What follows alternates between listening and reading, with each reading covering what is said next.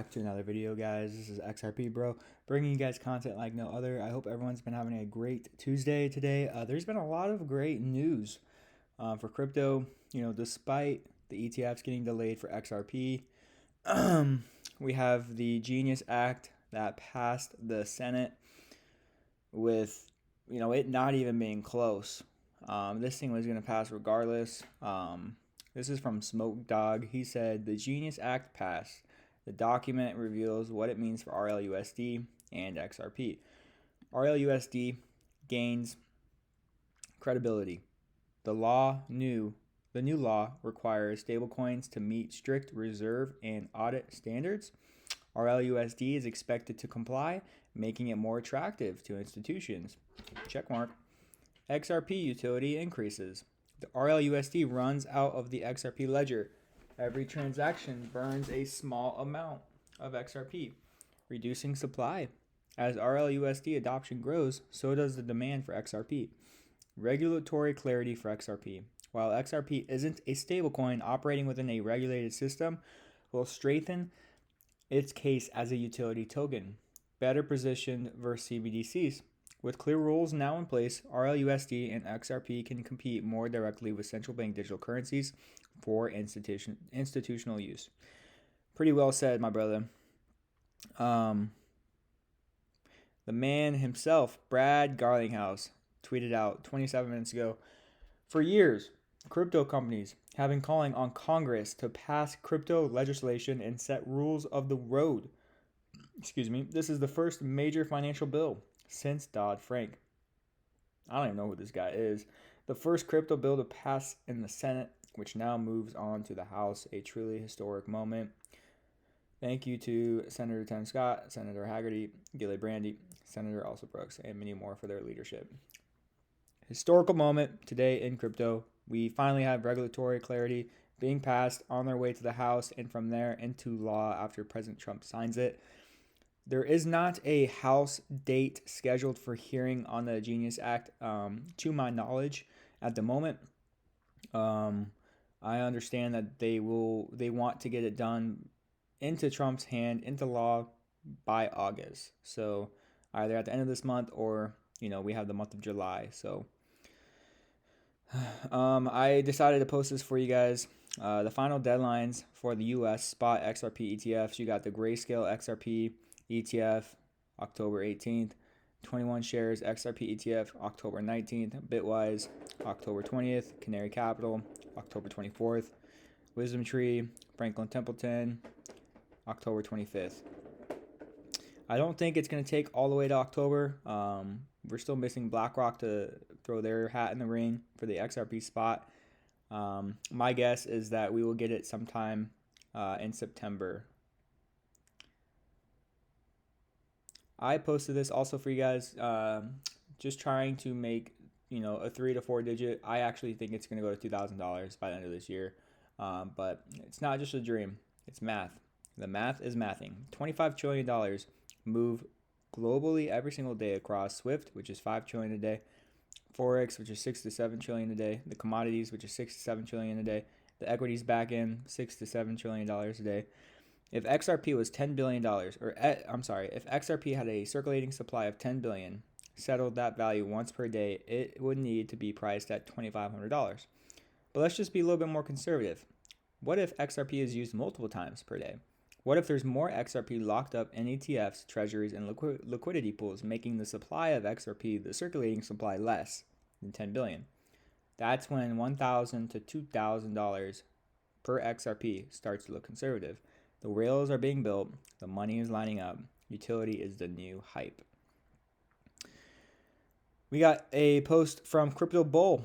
This is the last week of consolidation for XRP. Next week is moon time. He thinks next week, going into probably July, we can see new all-time highs trading above $3.40 for XRP. Maybe $4, $5 is imminent. We mentioned this, the SEC delayed the spot ETF decision for Franklin Templeton. I've been saying this, guys, in my other videos. I was telling you guys to expect the unexpected, but also, prepare for the worst. So I'm not surprised that this happened.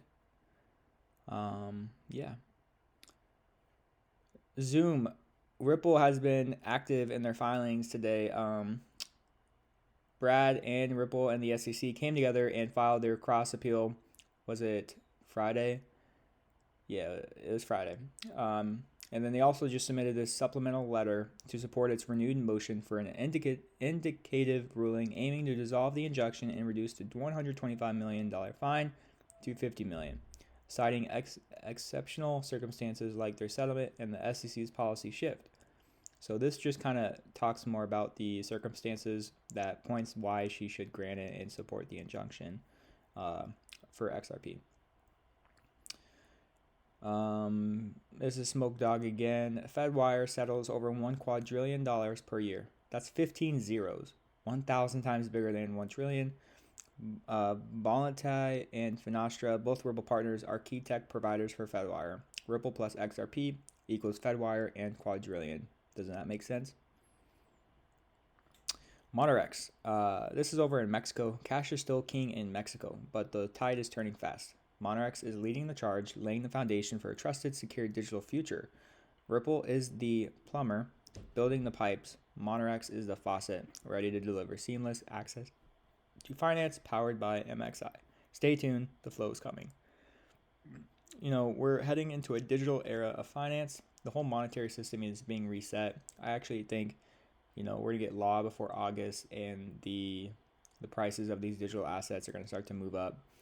They can before then, but my opinion is that it will start probably by August. The debt is just getting so unstable that we're probably going to see the reverse carry trade play off and the U.S. Treasury bonds being bought up. They already bought $10 billion worth of our debt a couple weeks ago. So right here we had a Ripple partnership reveal today. Alchemy Pay, Ripple and RLUSD. This support enables users in over 173 countries to seamlessly purchase RLUSD through Alchemy Pay's extensive fiat crypto payment network. With support for more than 300 local payment methods, including Visa, MasterCard, and Apple Pay, Google Pay, regional mobile wallets, and bank transfers, Alchemy Pay significantly lowers the entry barriers for users and institutions looking to access a compliant and reliable stablecoin. More and more partners are coming out every single day. Probably the 100 or the 1,700 NDAs that have not been disclosed yet, is my guess. Bo Hines, this was before they had the Genius Act, but just so you guys know what the Genius Act will do, it's going to upgrade our payment rails for the digital age, establish U.S. dominance in digital asset innovation. It's going to protect the U.S. dollar's role as the world's reserve currency, XRP, deliver regulatory clarity for stablecoins, empower Americans with faster, cheaper, and more reliable transactions. The future of finances here in the U.S. is ready to lead it. And then Watcher Giro did some digging and found this out. Thailand exempts crypto capital gains tax for 5 years through 2029. So this is pretty big news. Expect the United States to also do this, guys. Trump's emphasized that he's wanting to make America the crypto capital of the world. Also, this just reminded me that we are getting a Canada XRP spot ETF tomorrow. That actually is going live. They're not going to delay it. This will be going live. It is a spot ETF. So Canada and Brazil have spot XRP ETFs. And Austin King posted this. This is a really long post. I can read it for you guys if you want.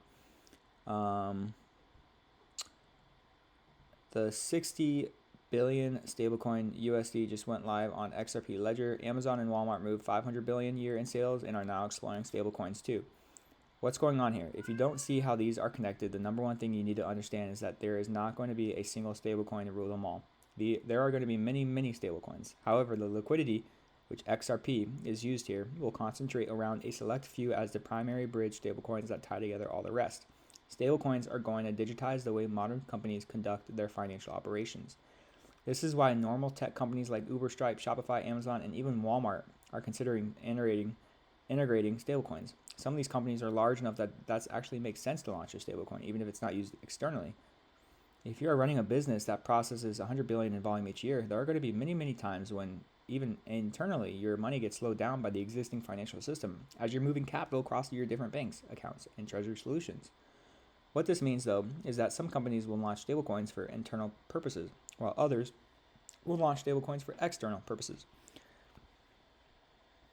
It's exciting to see Amazon considering launching a stablecoin.